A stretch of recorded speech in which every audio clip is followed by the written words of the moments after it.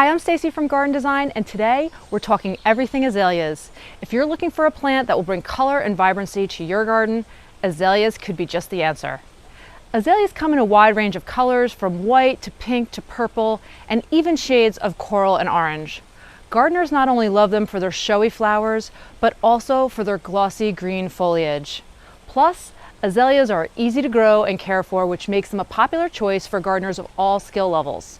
And for those of you that garden in deer country, you'll want to keep your azaleas out of their reach, as deer can do significant damage to your azalea plants.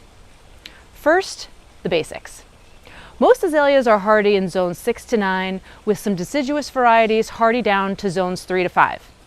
Azaleas also come in a variety of sizes, from dwarf varieties 2.5 to 3 feet tall and wide that are perfect for containers or small gardens, to larger shrubs 4 to 6 feet tall and wide, perfect for larger gardens or focal points.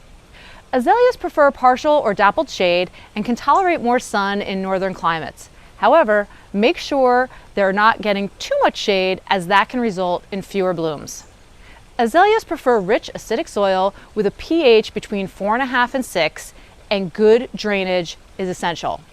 Azaleas usually start blooming in early spring and continue into summer, with reblooming varieties putting on another show late summer into fall. One of the most popular questions that gets asked about azaleas is, when is the best time to plant them?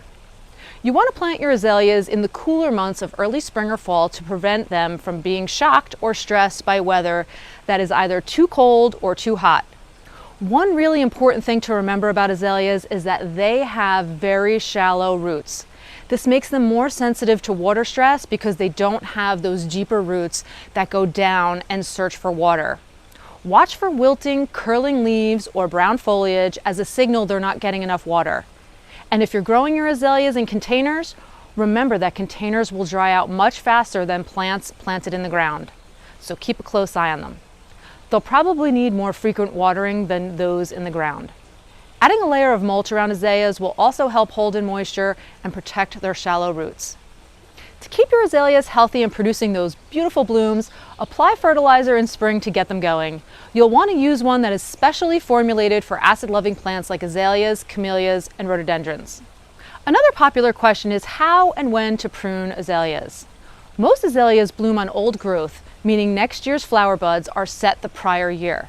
Because of this, you should only prune them right after flowering, or you risk cutting off branches that already have next year's blooms set on them. And as a general rule, azaleas don't need much pruning at all anyway. Just a light cleanup after flowering is usually all that's needed. There are also many newer varieties that bloom both on old growth and new growth. These azaleas can benefit from a light trim right after their first bloom in spring to encourage new growth. The more new growth, the more rebloom you'll get the second time around. Azaleas can be prone to a number of pests and diseases like aphids, spider mites, scale, or powdery mildew. But by keeping your azaleas healthy, they will be more resistant and bounce back much quicker. Some great companions for azaleas are abelias, dogwood, ferns, hostas, hellebores, and snowdrops.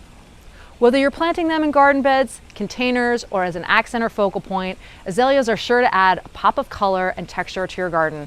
And with so many options to choose from, it's easy to find the perfect one for you.